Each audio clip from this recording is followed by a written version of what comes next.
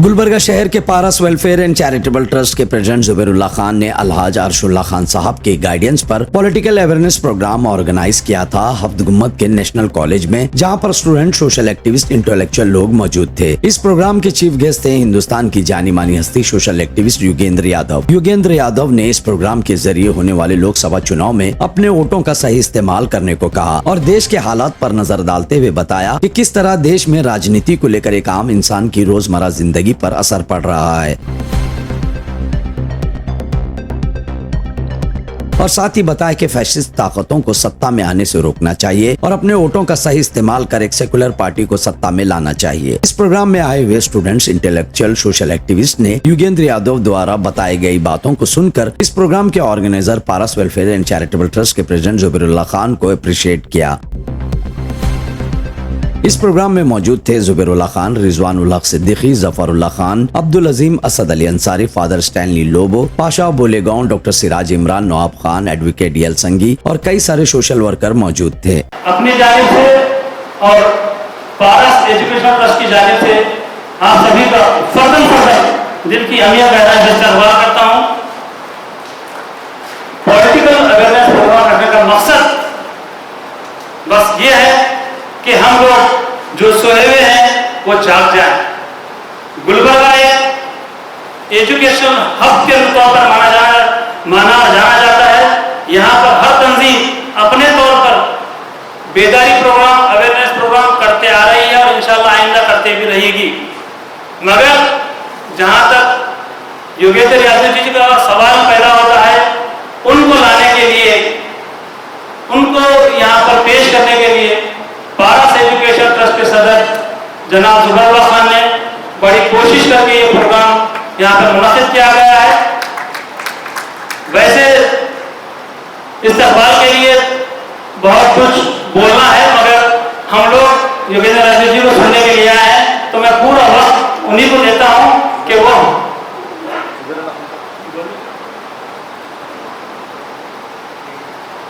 मैं थोड़ा सा माजरत चाहता हूँ। हम लोग योगेंद्र यादव जी को सुनने के लिए आए हैं।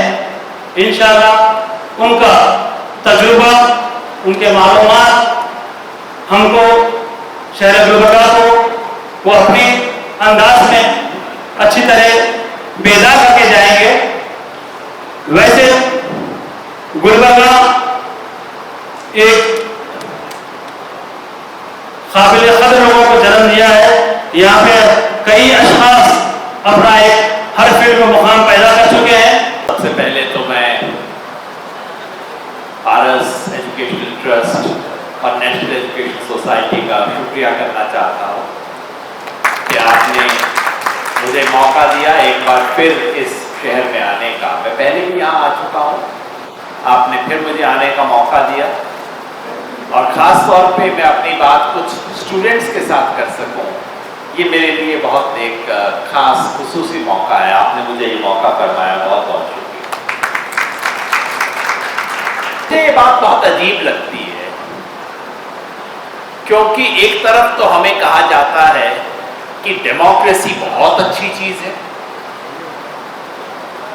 किताबों में बताया जाता है, हर तरफ हमें कहा जाता है कि डेमोक्रेसी बहुत जरूरी है, बहुत अच्छी है, और दूसरी तरफ हमें कहा जाता है कि पॉलिटिक्स बड़ी खराब है। तो फिर मैं पूछता हूं कि भाई ये डेमोक्रेसी क्या बगैर पॉलिटिक्स के चल सकती है क्या? इतनी अच्छी चीज है, बगैर पॉलिटिक्स के चल सकती है? जरा सोचिए आप, पॉलिटिक्स बगैर डेमोक्रेसी के चल सकती है। रूस में चल रही है, सऊदी अरेबिया में भी चल रही है, जहां डिक्टेटर होते हैं वहां भी चलती है पॉलिटिक्स। तो पॉलिटिक्स तो बगैर डेमोक्रेसी के चल लेती है, क्या डेमोक्रेसी बगैर पॉलिटिक्स के चल सकती है? नहीं चल सकती।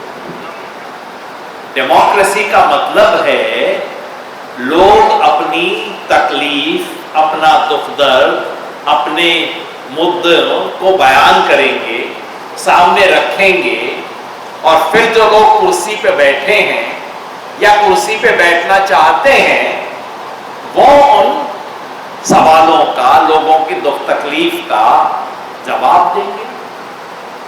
ये बगैर पॉलिटिक्स के कैसे हो सकता है?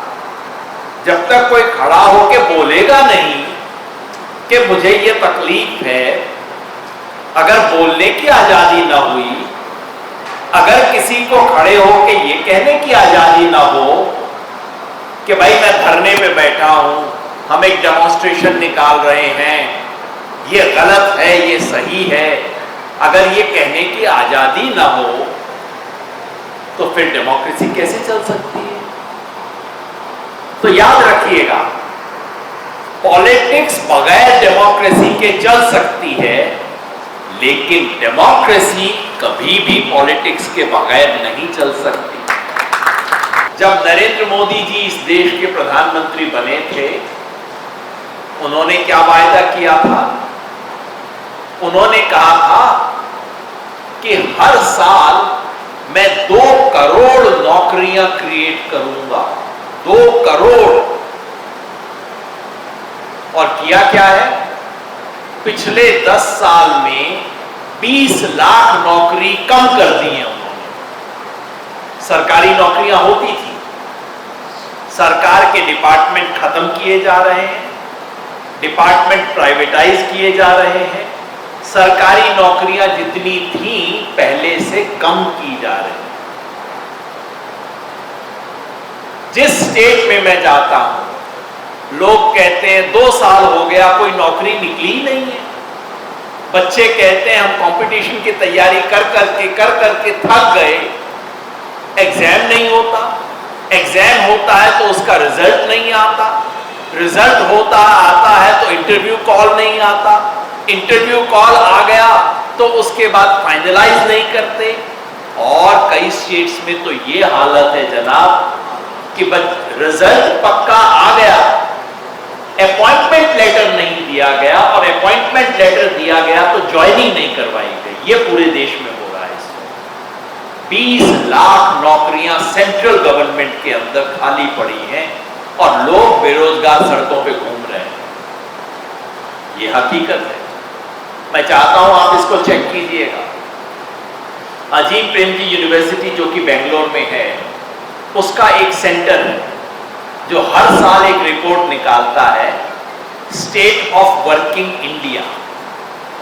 गूगल कीजिएगा इन चीजों को। स्टेट ऑफ वर्किंग इंडिया करके एक रिपोर्ट निकालते हैं अजीम प्रेमजी यूनिवर्सिटी से। हर साल वो कच्चा चिट्ठा लेके आ रहे हैं कि इस देश में अनएम्प्लॉयमेंट की क्या हालत है। मोदी जी, आप 10 साल के बाद वोट मांगने आए हो, खुशामदीद, लेकिन मुझे ये तो बताओ कि वो 2 करोड़ नौकरियां साल में जो देनी थी कहां गई? राष्ट्रवाद की बात करते हैं। इससे बड़ा देशद्रोह हो नहीं सकता, इससे बड़ी गद्दारी नहीं हो सकती इस देश के साथ। दिन रात ये काम करवाना, दुकान खोल रखी है नफरत की इन लोगों ने। इलेक्शन कमीशन है, बैठ के देखे जा रहा है। इस देश का प्रधानमंत्री इस देश के 20 करोड़ लोगों को घुसपैठिया बोलता है। घुसपैठिया, और कोई छोटा मोटा शब्द नहीं। 20 करोड़ लोगों को तुम बोलते हो। जिन लोगों के पुरखों ने, जिनकी 7 पीढ़ियां छोड़ दीजिए, जिनकी 700 पीढ़ियों ने कहीं कोई और मिट्टी नहीं देखी, उसको आज तुम घुसपैठिया बोलते हो। और चुनाव आयोग चुपचाप बैठा है। चुनाव आयोग नोटिस मोदी जी को नहीं देता, जेपी नड्डा को नोटिस देता है। दिल की गहराइयों से शुक्रिया अदा करता हूँ, और स्पेशली इनसे हमारे ऑडियंस का मैं बहुत ज़्यादा मशहूर हूँ। इतनी गर्मी में, इतनी धूप में पिन ड्रॉप चैलेंज के साथ योगेंद्र यादव जी को आप लोगों ने सुना, उनका बहुत बहुत शुक्रिया। और आपके मेरे सोशल मीडिया के साथ हैं वसीम साहब, मोहसिन साहब, इमरान साहब, असीम साहब, जिस किसी का नाम छूट गया मैं उन सबका शुक्रिया अदा करता हूँ। ये एक और बात फॉरेस्ट चैरिटेबल ट्रस्ट की तरफ से हम और भी ऐसे प्रोग्राम मुनाफत करेंगे आगे, कि इसमें इंशाल्लाह आप लोगों का ताउन चाहिए।